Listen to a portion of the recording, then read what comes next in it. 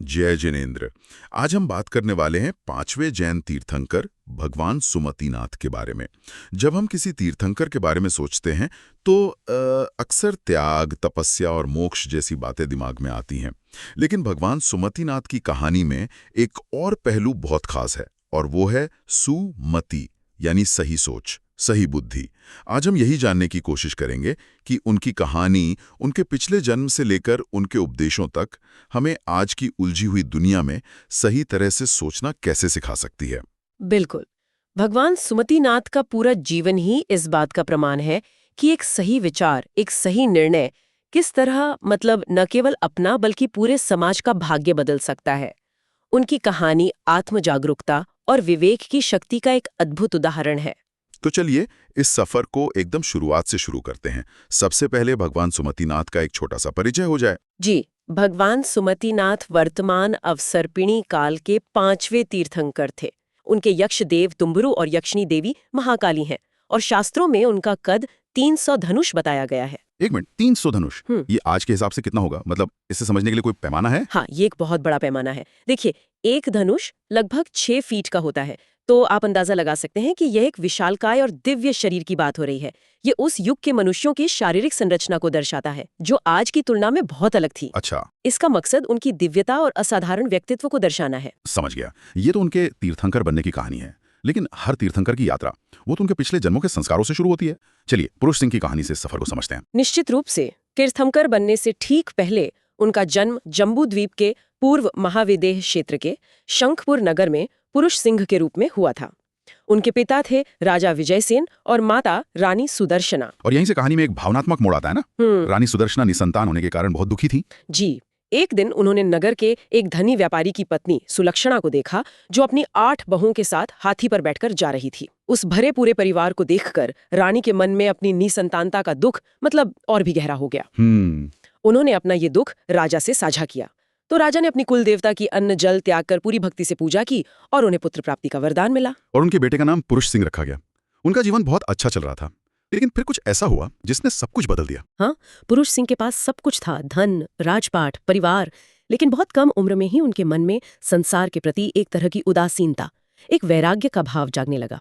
उन्हें ये महसूस होने लगा कि ये सब सुख क्षणिक हैं। रुकिए, यह समझना आज के मटीरियलिस्टिक समाज के लिए बहुत मुश्किल है। लोग तो इन्हीं चीजों के लिए पूरी जिंदगी लगा देते हैं। उनके इस वैराग्य के पीछे का साइकोलॉजिकल ट्रिगर क्या था? क्या ये कोई एक घटना थी या एक धीमी प्रक्रिया? ये एक बहुत अच्छा सवाल है। देखिए, ये कोई एक घटना नहीं बल्कि एक गहरी आंतरिक समझ थी। उन्होंने देखा कि संसार की हर चीज नश्वर है, रिश्ते बदलते हैं, सुख दुख आते जाते रहते हैं। उन्हें उस स्थायी शांति की तलाश थी जो इन सब चीजों से परे हो। यही सोच उन्हें दीक्षा लेने के लिए एक मुनि महाराज के पास ले गई। और उन मुनि महाराज ने उन्हें क्या मार्गदर्शन दिया? मुनि महाराज ने उन्हें संसार के मूल कारण के बारे में समझाया। उन्होंने कहा कि इच्छाएं ही सभी दुखों की जड़ हैं। उन्होंने ब्रह्मचर्य का सही अर्थ समझाया कि ये केवल शरीर का संयम नहीं है, बल्कि मन, वचन और कर्म से भी भोग के विचारों से मुक्त होना है। अच्छा। और सबसे महत्वपूर्ण बात, उन्होंने एकत्व भावना के बारे में बताया। ये विचार कि आत्मा अपनी यात्रा में अकेली है। एकत्व भावना, ये शब्द आगे भी आएगा, तो हम इस पर विस्तार से बात करेंगे। तो इस ज्ञान को पाकर पुरुष सिंह ने दीक्षा ले ली। जी, उन्होंने कठोर तपस्या की और 20 स्थानक की आराधना की, और इसी तपस्या के बल पर उन्होंने तीर्थंकर गोत्र का बंध किया। एक मिनट, 20 स्थानक और तीर्थंकर गोत्र, ये थोड़े टेक्निकल शब्द हैं। क्या हम इसे आसान भाषा में समझ सकते हैं? तीर्थंकर गोत्र बंधना मतलब क्या कर्म की ऐसी प्रोग्रामिंग कर लेना कि अगला जन्म तीर्थंकर का ही होगा? आपने बिल्कुल सही समझा। इसे एक एनालॉजी से समझ सकते हैं। जैसे कोई इंसान बहुत अच्छे काम करके, समाज सेवा करके, अपनी योग्यता साबित करके भविष्य में प्रधानमंत्री बनने की नींव रखता है। अच्छा। वैसे ही 20 स्थानक वो 20 विशेष आध्यात्मिक पद या गुण हैं जिनकी आराधना करके आत्मा कर्मों की ऐसी प्रोग्रामिंग कर लेती है कि उसका अगला जन्म तीर्थंकर के रूप में होना तय हो जाता है। वाओ, मतलब ये एक तरह की सर्वोच्च आध्यात्मिक क्वालिफिकेशन हासिल करना है। बिल्कुल। अपनी आयु पूरी करके पुरुष सिंह की आत्मा वैजयंत विमान नामक स्वर्ग में देव के रूप में जन्मी। तो देवलोक का जीवन पूरा करने के बाद वो आत्मा अपने अंतिम जन्म के लिए तीर्थंकर बनने के लिए धरती पर आती है? बिल्कुल। पुरुष सिंह की आत्मा ने भारत क्षेत्र की विनीता नगरी, जिसे अयोध्या भी कहा जाता है, में राजा मेघ और रानी मंगालावती के घर गर्भ धारण किया। एक खास बात यह है कि तीर्थंकर जन्म से ही 3 विशेष ज्ञान लेकर आते हैं: मति ज्ञान, श्रुत ज्ञान और अवधि ज्ञान। ये 3 ज्ञान आम इंसान के ज्ञान से कैसे अलग हैं? मोटे तौर पर बात करें तो क्या इसका मतलब है कि वे जन्म से ही ऐसी चीजें जानते थे जो हम नहीं जानते या देख सकते? हाँ, आप ऐसा कह सकते हैं। मति ज्ञान यानी इंद्रियों और मन से होने वाला सामान्य ज्ञान। श्रुत ज्ञान यानी शास्त्रों या सुनकर मिलने वाला ज्ञान, और अवधि ज्ञान यानी बिना इंद्रियों की मदद के एक सीमित क्षेत्र तक की रूपी चीजों को सीधे जान लेने की क्षमता।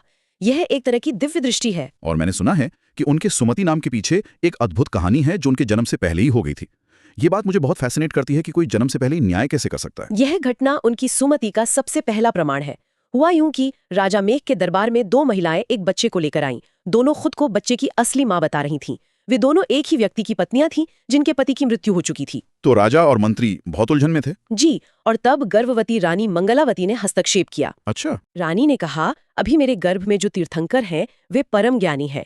जब उनका जन्म होगा तो वे आप दोनों के लिए सही न्याय करेंगे, तब तक इंतजार करें।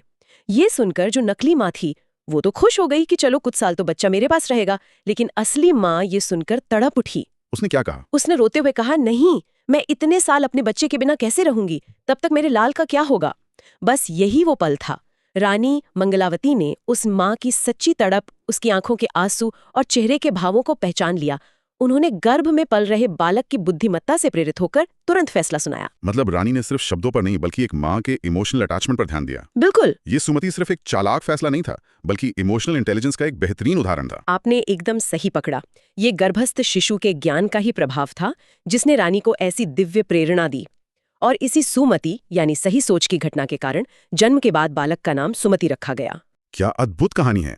तो इस बुद्धिमत्तापूर्ण जन्म के बाद वे बड़े हुए, राजा बने और फिर एक दिन उन्होंने सब कुछ त्याग दिया। जी, उन्होंने लंबे समय तक राज किया और फिर देवों के अनुरोध पर दीक्षा ग्रहण कर ली। दीक्षा लेने के 20 वर्षों की कठोर साधना के बाद उन्हें केवल ज्ञान यानी सर्वज्ञता की प्राप्ति हुई। मतलब वे भूत, वर्तमान और भविष्य के सब कुछ को जानने वाले बन गए। हाँ। और केवल ज्ञान के साथ आती है देशना यानी दिव्योपदेश। उनकी शिक्षा का मुख्य सार क्या था? उन्होंने समझाया कि ये आत्मा अपनी यात्रा में अकेली है। सुख, दुख, अच्छा बुरा ये सब हमारे अपने कर्मों का नतीजा है। कोई दूसरा न तो हमारा दुख बांट सकता है और न ही हमारा सुख छीन सकता है। लेकिन अगर हम ये मान लें कि हम बिल्कुल अकेले हैं, तो क्या इससे समाज में एक तरह की उदासीनता या कहें तो स्वार्थ नहीं बढ़ेगा? फिर किसी और की मदद करने, रिश्ते निभाने का क्या मतलब है? ये एक बहुत ही स्वाभाविक प्रश्न है। एकत्व भावना का मतलब स्वार्थी होना या रिश्तों से मुंह मोड़ना नहीं है। इसका मतलब है जिम्मेदारी लेना। जिम्मेदारी लेना। हाँ, जब आप ये समझ जाते हैं कि आपके सुख दुख के जिम्मेदार सिर्फ आप हैं, तो आप दूसरों को दोष देना बंद कर देते हैं। आप दूसरों से अवास्तविक उम्मीदें रखना बंद कर देते हैं। इससे रिश्ते खत्म नहीं होते बल्कि और ज्यादा स्वस्थ हो जाते हैं। आप मदद करते हैं लेकिन कर्ता भाव से नहीं बल्कि करुणा भाव से। आप जानते हैं कि आप किसी का कर्म नहीं बदल सकते, लेकिन आप अपनी तरफ से नेकी और प्रेम का कर्म बांध सकते हैं। वाह, ये तो एक बिल्कुल ही अलग पर्सपेक्टिव है। तो ये एकत्व भावना का विचार आज की सोशल मीडिया वाली दुनिया में, जहां हम हजारों लोगों से कनेक्टेड हैं फिर भी अकेला महसूस करते हैं, बहुत मायने रखता है। तो क्या भगवान सुमतिनाथ ये कह रहे थे कि ये सारे बाहरी कनेक्शंस एक हद तक आभासी हैं और असली शांति अपने अंदर के अकेलेपन को अकेलेपन की तरह नहीं बल्कि पूर्णता की तरह देखने से मिलेगी? बिल्कुल, यही उनकी शिक्षा का सार है। बाहरी दुनिया में शांति खोजना रेगिस्तान में पानी खोजने जैसा है। सच्ची शांति, सच्चा सुख आत्मा के अपने स्वरूप को जानने में है। जब आप ये जान लेते हैं कि आप स्वयं में पूर्ण हैं, तो आपको किसी बाहरी वैलिडेशन की जरूरत नहीं पड़ती। सही। यही वीतरागता या अनासक्ति का मार्ग है। इसी गहरी शिक्षा से प्रभावित होकर उनके 100 गणधर, 3,20,000 साधु और 5,30,000 साध्वियां बनी। उनका प्रभाव सिर्फ उनकी शिक्षाओं में नहीं बल्कि उन जगहों पर भी जिंदा है जहां उनकी यादें जुड़ी हैं। ये तीर्थ स्थल सिर्फ मंदिर नहीं बल्कि उनकी फिलॉसफी को एक्सपीरियंस करने के केंद्र हैं, है ना? निश्चित रूप से भगवान सुमतिनाथ से जुड़े कई महत्वपूर्ण तीर्थ स्थल हैं, जैसे राजस्थान में अजमेर का सुमतिनाथ जैन मंदिर। वहां की संगमरमर की कारीगरी और शांत वातावरण भक्तों को एक अलग ही दुनिया में ले जाता है। इसी तरह मध्य प्रदेश में भी उनके कई प्राचीन मंदिर हैं जो मध्ययुगीन शिल्प कौशल के अद्भुत नमूने हैं। और अब सबसे पवित्र स्थल तो सम्मेद शिखर पर्वत को माना जाता है जहां उन्होंने मोक्ष प्राप्त किया। जी, झारखंड में स्थित सम्मेद शिखर पर्वत ये वो स्थान है जहां उन्होंने अपने सभी कर्मों को नष्ट कर मोक्ष प्राप्त किया है, जहां उन्होंने एकत्व भावना को पूरी तरह से सिद्ध कर लिया और अकेले ही अपनी अंतिम यात्रा पूरी की। तो जब तीर्थयात्री उस पहाड़ पर चढ़ते हैं तो वे सिर्फ एक भौगोलिक चढ़ाई नहीं करते बल्कि वे भगवान सुमतिनाथ की उस आध्यात्मिक यात्रा को महसूस करने की कोशिश करते हैं। बिल्कुल। तो ये तीर्थ यात्रा महज एक धार्मिक पर्यटन नहीं है, ये एक आत्मखोज की यात्रा है। बिल्कुल। इन मंदिरों में भक्त पूजा, अभिषेक और ध्यान के माध्यम से अपने भीतर के भगवान से जुड़ने का प्रयास करते हैं। वे वहां से केवल आशीर्वाद लेकर नहीं लौटते बल्कि अहिंसा, सत्य और आत्मसंयम के सिद्धांतों पर जीने का एक नया संकल्प लेकर लौटते हैं। तो आज हमने पुरुष सिंह नाम की आत्मा की यात्रा से लेकर गर्भ से ही प्रकट हुई सुमति, एकत्व भावना की गहरी शिक्षा और उन पवित्र तीर्थों में बसी उनकी विरासत को समझने की कोशिश की। भगवान का मूल संदेश कि हम अपने भाग्य के निर्माता स्वयं हैं और सच्ची शांति बाहरी दुनिया में नहीं बल्कि अपने अकेले और पूर्ण स्वरूप को समझने में है। ये आज की इस भागदौड़ भरी, हमेशा दूसरों से जुड़े रहने की कोशिश करती दुनिया में रुक कर सोचने के लिए एक बहुत शक्तिशाली विचार है। जय जिनेंद्र।